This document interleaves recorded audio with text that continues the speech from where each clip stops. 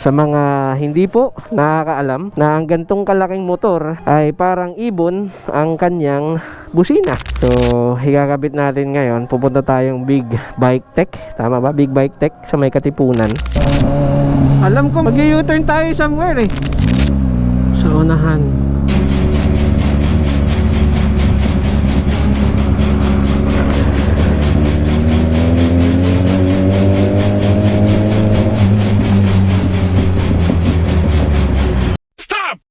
Sayang yung araw na pwede nating gamitin para mag-ikot-ikot sa Bicol, no? Sabi nga sa akin na magkapatid na to, dito natin makikita yung totoong kapabilidad, no? Na itong ating motor sa long ride na to. Let's see kung gaano kakomportable ito, o kung mga ilang oras bago tayo magreklamo na ayaw na natin. Yo, what's up mga katodo? Magandang araw sa inyong lahat, guys. And today, another accessory na ilalagay natin sa ating motor, no? Kasi ayun na nga, babiyahe tayo papuntang Bicol. Pasensya na, guys, Sunday today, ang daming mga nagbi-video kay kaliwa kanan. Sana hindi tayo makopyright. Pero ayun, isa sa mga gagawin today na upgrade sa ating motor ay ang busina. So ito, actually binigay ito sa akin ng tropa natin, yung kambal na magkapatid. Yung kambal kong tropa, si Spence at si Sid Timog. Ito yan, boss. So, higakabit natin ngayon. Pupunta tayong Big Bike Tech. Tama ba? Big Bike Tech sa may Katipunan. Sponsor ito ng ating mga tropa. At dahil nga dun sa ride natin, papakabit natin to. Kasi malaking bagay din yan. Kasi sa mga hindi po nakakaalam na ang gantong kalaking motor ay parang ibon ang kanyang busina. Ayan, so ipaparinig ko sa inyo, guys, ang busina na itong motor na to. Talaga namang napaka-cute. Ito yung busina niya ngayon. Ang hina lang, no? So mamaya, malakas-lakas na yan, mga katodo. Alright, preheat na tayo, guys, para tayo makaalis na. Alright.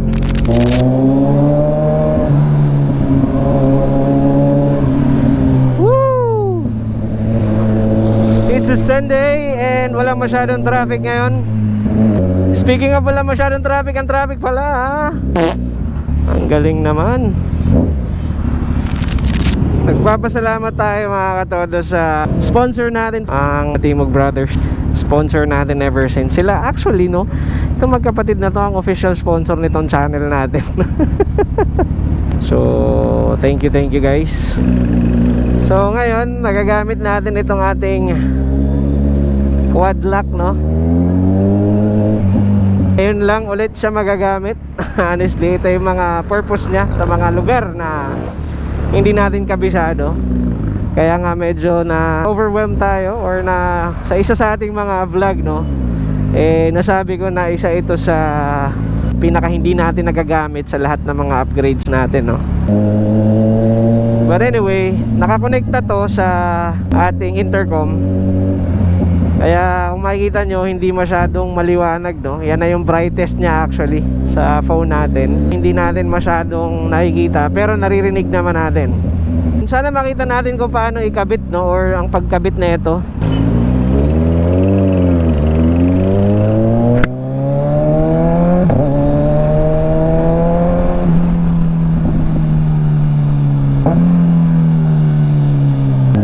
Excited ako, honestly, na medyo kinakabahan sa ating paparating na ride.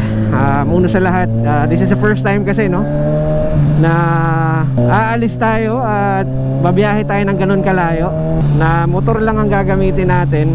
Apart from that, honestly speaking, medyo physically hindi tayo ganun ka-ready. So expected naman natin na talagang bugbog yung ride na yan. Sana lang hindi yung tipong mabugbog tayo na kinabukasan hindi tayo makakatayo.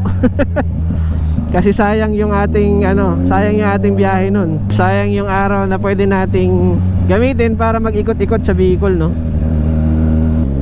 With regard to the pace ng magkapatid na to, mabibilis itong magmaneho. So honestly speaking, I'm not expecting na magiging chill ride ito.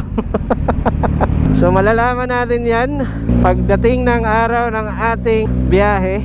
Ang mangyayari sa amin mga katodo, technically 3 days lang kami doon.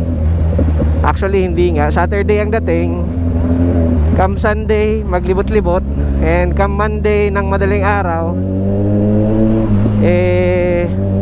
biyahe na ulit kami pabalik dito sa Metro Manila.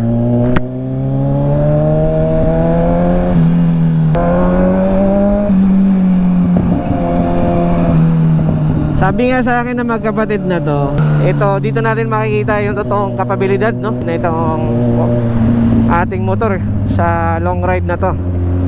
Doon natin malalaman kung gaano ito kakomportable at kung hanggang saan bilang isang average na tao na masasabi nating hindi ganun ka physically active, hindi rin naman sedentary yung buhay natin or yung lifestyle natin, pero hindi tayo ganun ka physically active. Let's see kung gaano kakomportable ito o kung mga ilang oras bago tayo magreklamo na ayaw na natin.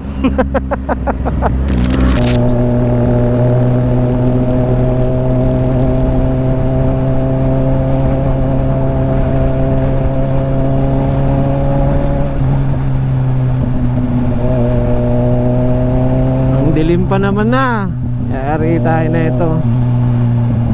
Alam ko may tunnel tayong madadaanan mamaya Try nating ibomba.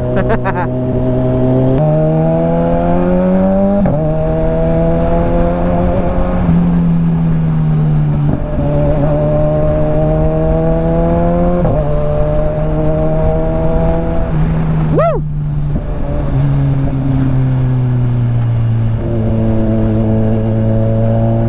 Dito na tayo sa channel. Dito na ata yung tunnel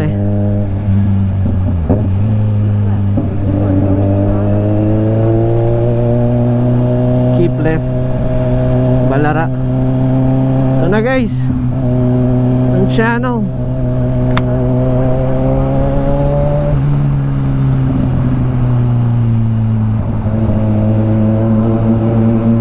Wow, ang dilim naman dito.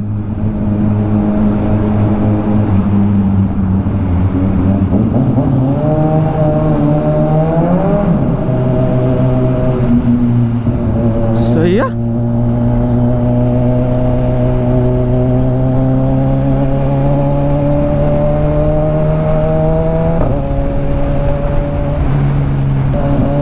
Alam ko mag-u-turn tayo somewhere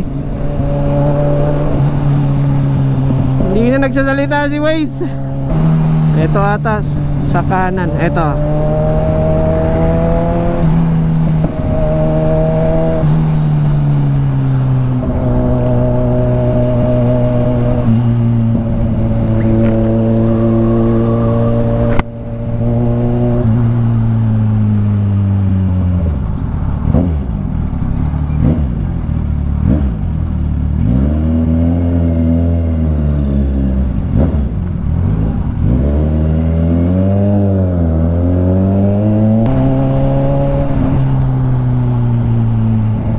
Lapit na tayo guys sa unahan.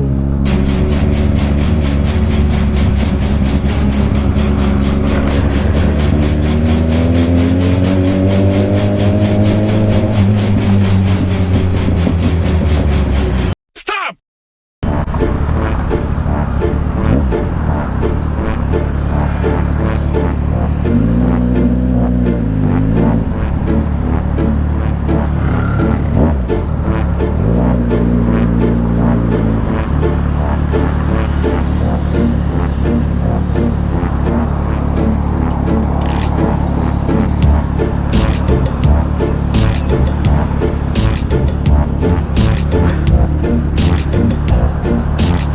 Bossing, familiar ka sa Big Bike Tech? Big Bike Tech, familiar ka?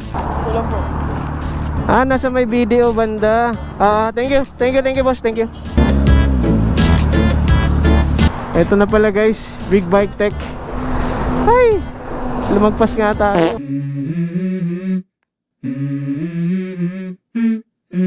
Let's go. I wake up to a little bit of drool on my pillow, feel like it's gonna be a bad day. Yeah, I'm tired of shit, and the coffee ain't hit yet, damn ain't that great. I don't wanna go to work, cause my boss is a jerk, and I'm not even that paid. I need a change in my life, cause I don't feel alive, and there's nothing that makes me happy. Hold my beer for a minute, I'm about to quit my job, cash in for a ticket. I'm going on a trip, and I don't plan to visit. I'm gonna stay there till I feel like I'm winning, and this is just the beginning. I need a big change, help me feel like living. Ayun na mga katodo, at nakakabit na. Maraming salamat sa Big Bike Tech and dito sa dalawang magkapatid na to. Ano? Ano na ako? Thank you. Ah? Pasok ka. Thank you.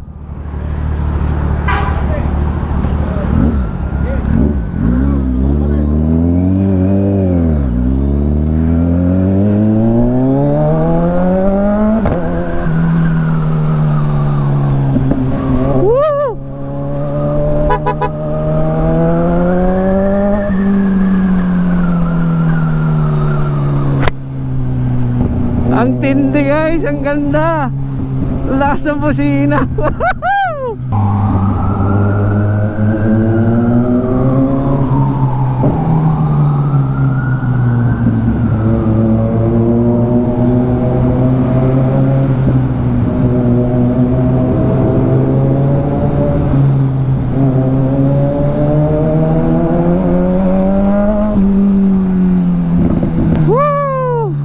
Hindi na naman tayo makapagsalita.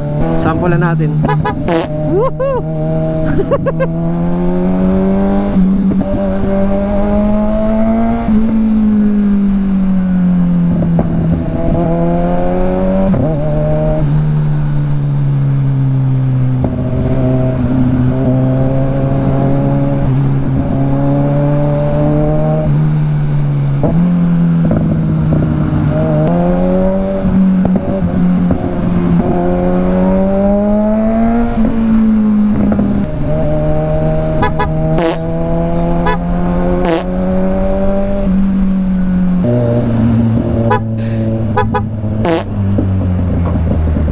Gamit na gamit ang busina.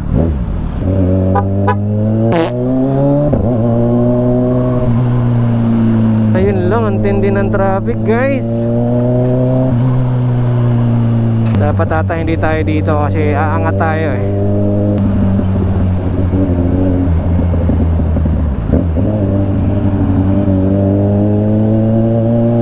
Oh my god, ang tindi ng traffic mga katsoro. Wala na. Ano nangyayari?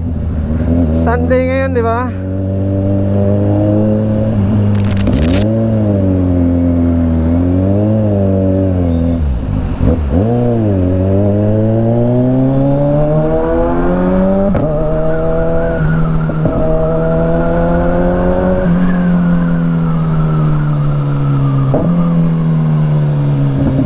Pinakita ko actually kanina yung pagkabit, although naka time lapse siya. Ang observation ko, pinicturean ko kung saan siya nilagay. Tabihan natin tong Lexus. Okay nyo mapapansin, kung makikita nyo yan guys, andyan o. Ayan o. And then yung isa sa kabila, ayan. Tapos pinagapang na lang papunta dito yung harness. Sobrang pulido ng pagkagawa. And pinicturean ko actually, nag-video din ako nung finished product na nakatanggal pa tong fairing. So video ko, makikita nyo doon na pinagapang dito yung mismong harness. So kung titignan nyo, sobrang linis ng pagkagawa. As in malinis talaga. Walang pinutol, walang splice, plug and play lang. Kung napansin nyo yung ating busina kanina, ang iklino kanyang harness, yung harness na free. So yung harness nila ay sobrang haba, and supposedly naman talaga dapat ganon. And napansin ko wala na silang ginawa, no? Wala silang ginawang harness doon sa shop. Talagang ready made na yung mga harness nila. So ilalagay na lang din. Kaya nakakatuwa. Sobrang tindi. Actually parang vinidyohan ata nila to. Eh, hindi po post ata nila sa kanilang page. At siguro mga katodo, hanggang dito na lang ang ating video. maraming salamat sa pagsama ninyo today sa ating munting escapade para ilagay ang upgrade sa ating motor, which is ang busina. Actually guys, regalo ito ng ating mga tropa, no? Yung dalawang magkapatid, and sila na rin ang nag-sponsor ng pagpakabit. Thank you so much Spence and Sid sa kabutihan yung dalawa sa pag-sponsor sa atin, no? And guys, abangan nyo ang ating vlog. Sa ngayon, medyo marami-rami yung natenga. Naway patuloy pa rin yun yung itangkilik ang ating mumunting channel mga katodo. At of course, wag nyong kalimutan na mag-like, share, comment, and subscribe. At i-ring nyo na rin yung notification bell para updated kayo sa lahat ng ating mga uploads and mga bagong videos. O, di ba? Ang ganda na ating busina. So guys, maraming salamat. At lagi nating tatandaan na sa lahat ng mga pangarap natin, maliit man yan o malaki, sipagan natin, kilusan natin, at itodo pa natin. Peace out mga katodo. Woo! Even when you feel low, you can still go. Even when you feel slow, you can still go. Even when there's no hope, you can still go. I never answer to no, man, I still go. Go, go, go, go, go, go, go, go, go, go, go, go, yo, go, go, go. Hustle hard, hustle every single day. I'll be making moves till I'm buried